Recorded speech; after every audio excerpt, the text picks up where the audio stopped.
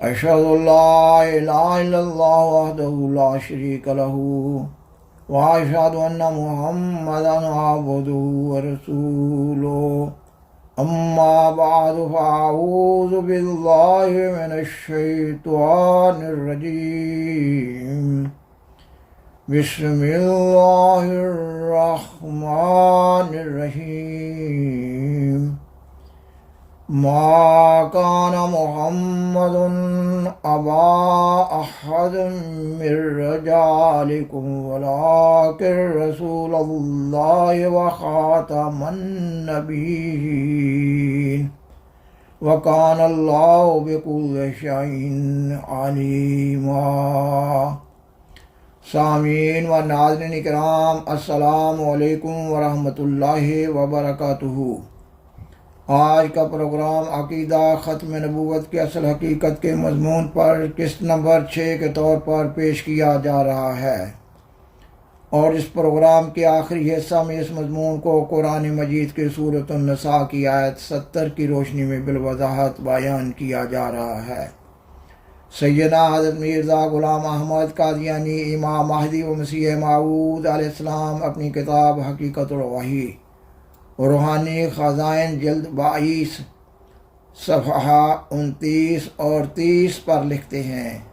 جس کامل انسان پر قرآن شریف نازل ہوا اس کی نظر محدود نہ تھی، اور اس کی عام غمخواری اور ہمدردی میں کچھ قصور نہ تھا، بلکہ کیا با اعتبار زمان اور کیا با اعتبار مکان اس کے نفس کے اندر کامل ہمدردی موجود تھی۔ اس لیے قدرت کی تجلیات کا پورا اور کامل حصہ اس کو ملا اور وہ خاتم الانبیاء بنے، مگر ان معنوں سے نہیں کہ آئندہ اس سے کوئی روحانی فیض نہیں ملے گا، بلکہ ان معنوں سے کہ وہ صاحب خاتم ہے، بجوز اس کی مہر کے کوئی فیض کسی کو نہیں پہنچ سکتا، اور اس کی امت کے لیے قیامت تک مکالمہ اور مخاطبہ الہیہ کا دروازہ کبھی بند نہ ہوگا، اور بجوز اس کے کوئی نبی صاحب خاتم نہیں۔ ایک وہی ہے جس کی مہر سے ایسی نبوت بھی مل سکتی ہے جس کے لیے امتی ہونا لازمی ہے، اور اس کی ہمت اور ہمدردی نے امت کو ناقص حالت پر چھوڑنا نہیں چاہا، اور ان پر وحی کا دروازہ جو حصول معرفت کی اصل جڑ ہے بند رہنا گوارا نہیں کیا۔ ہاں، اپنی ختم رسالت کا نشان قائم رکھنے کے لیے یہ چاہا کہ فیض وحی آپ صلی اللہ علیہ وسلم کی پیروی کے وسیلہ سے ملے، اور جو شخص امتی نہ ہو اس پر وحی الہی کا دروازہ بند ہو۔ سو خدا نے ان معنوں سے آپ صلی اللہ علیہ وسلم کو خاتم الانبیاء ٹھہرایا، لہذا قیامت تک یہ بات قائم ہوئی کہ جو شخص سچی پیروی سے اپنا امتی ہونا ثابت نہ کرے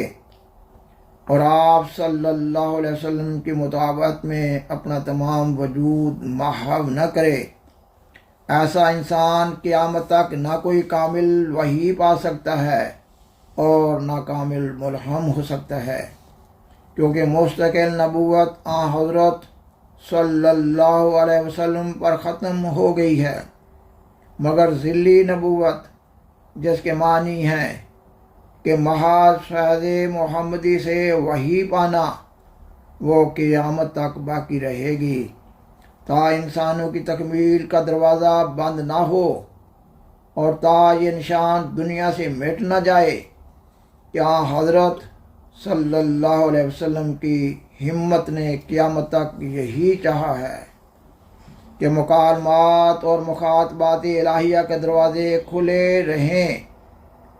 اور معرفت الہیہ جو مدار نجات ہے مفقود نہ ہو جائے۔ اور آپ علیہ السلام اپنی کتاب حقیقت الوحی روحانی خزائن جلد 22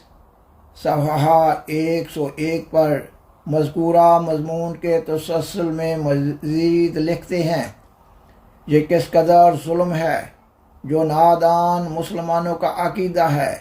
کہ کہ جو آن حضرت صلی اللہ علیہ وسلم کی امت مکالمہ مخاطبہ الہیہ سے بے نصیب ہے اور خود حدیثیں پڑھتے ہیں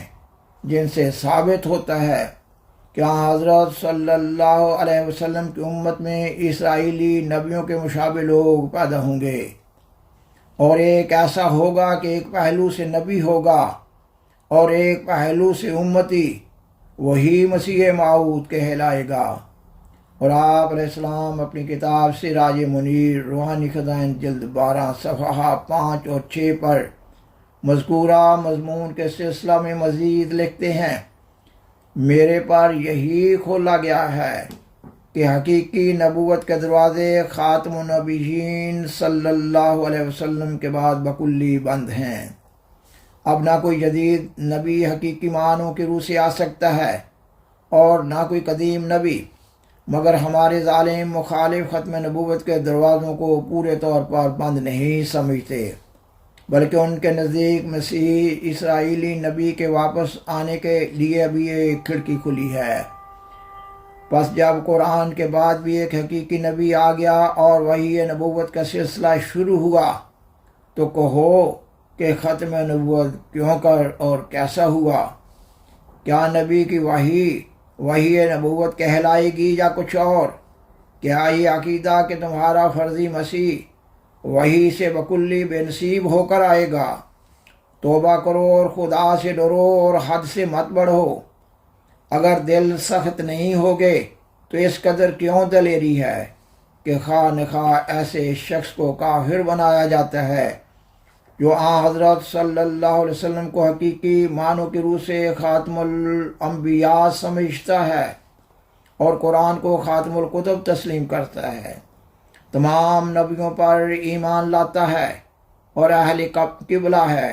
اور شریعت کے حلال کو حلال اور حرام کو حرام سمجھتا ہے۔ خاکسار نے اس پروگرام کے آغاز سے ابھی تک سیدنا حضرت مرزا غلام احمد قادیانی امام مہدی و مسیح موعود علیہ السلام کی 2 کتب سے 3 حوالہ جات پیش کیے ہیں۔ ان حوالہ جات کی روشنی میں یہ مضمون بالوضاحت بدلائل بیان ہو رہا ہے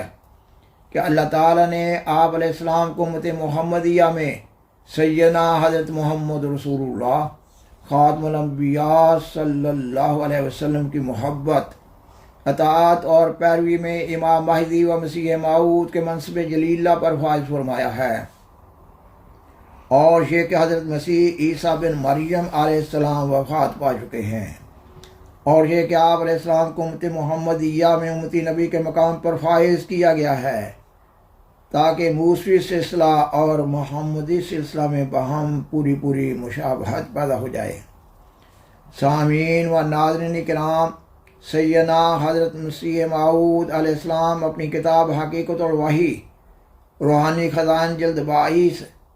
صفحہ 100 پر لکھتے ہیں، کیونکہ اللہ جل شانہ نے آن حضرت صلی اللہ علیہ وسلم کو صاحب خاتم بنایا،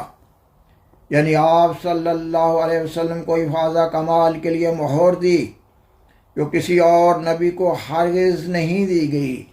اسی وجہ سے آپ صلی اللہ علیہ وسلم کا نام خاتم النبیین ٹھہرا،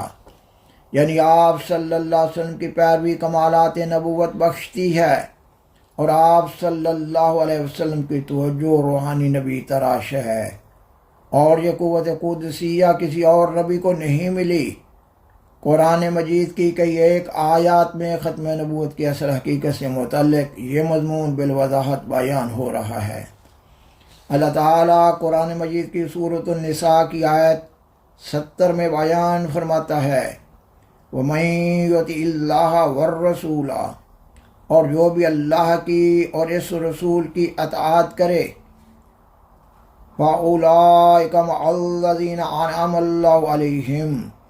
تو یہی وہ لوگ ہیں جو ان لوگوں کے ساتھ ہوں گے جن پر اللہ نے انعام کیا ہے، من النبیین والصدیقین، یعنی نبیوں میں سے، صدیقوں میں سے،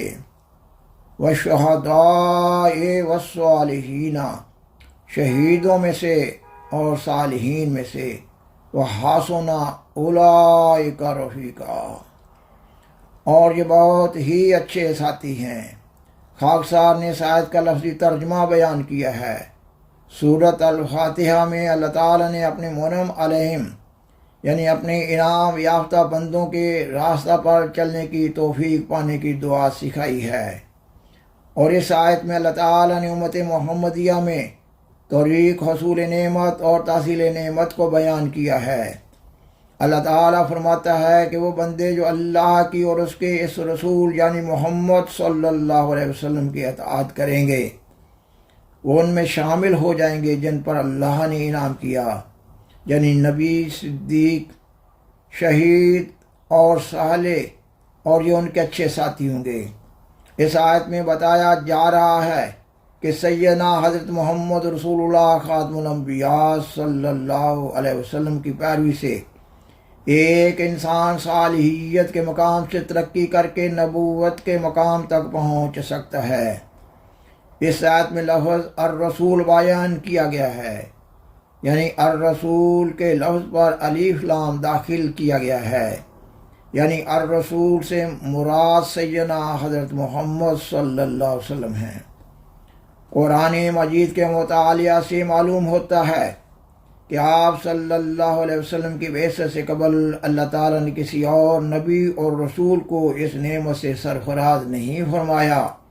کہ ان کے امتی اپنے نبیوں اور رسولوں کی اطاعت کے نتیجہ میں نبوت کا مقام حاصل کر سکتے تھے۔ احمدیت مخالف علماء اس آیت میں لفظ معا کا مطلب ساتھ ہونا کرتے ہیں، جبکہ اس آیت میں لفظ معا لفظ من یعنی میں سے کے مفہوم میں استعمال ہوا ہے۔ اگر احمدیت مخالف علماء کے معنی تسلیم کر لیے جائیں تو ساری آیت کا ترجمہ یوں بنے گا کہ سیدنا حضرت محمد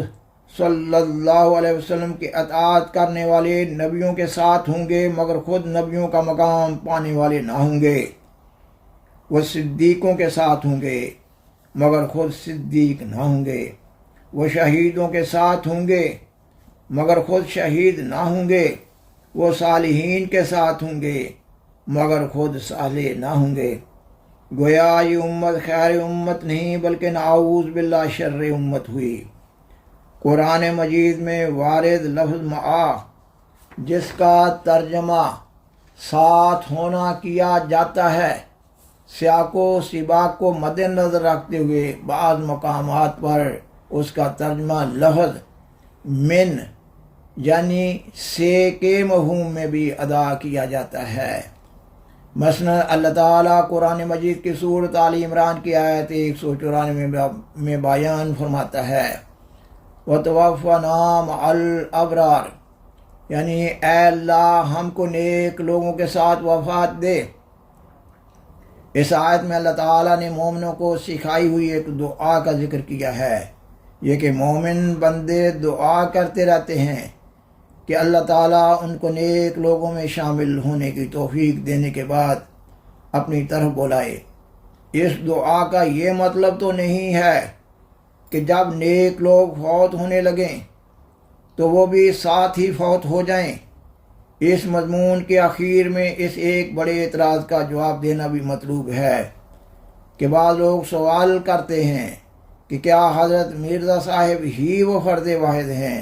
جن کو اللہ تعالیٰ اور سیدنا حضرت محمد رسول اللہ صلی اللہ علیہ وسلم کی اطاعت کرنے کی توفیق ملی ہے؟ اس کا جواب یہ ہے کہ امت محمدیہ میں ہزاروں ایسے اولیاء اللہ گزرے ہیں جو اللہ تعالیٰ کے نزدیک امتی نبی کا مقام پانے والے تھے، لیکن اللہ تعالیٰ کی طرف سے یہ مقدر تھا کہ ظاہری طور پر امام مہدی و مسیح موعود کو ہی امتی نبی کا لقب دیا جائے۔ سامعین و ناظرین کرام، بالآخر درخواست ہے کہ برائے مہربانی اس پروگرام کو لائک کریں، دوسروں سے شیئر کریں اور حضرہ کرم اس چینل کو سبسکرائب کریں۔ جزاکم اللہ تعالی احسن الجزاء وآخر دعوانا ان الحمد للہ رب العالمین، والسلام علیکم ورحمۃ اللہ وبرکاتہ۔ شکریہ۔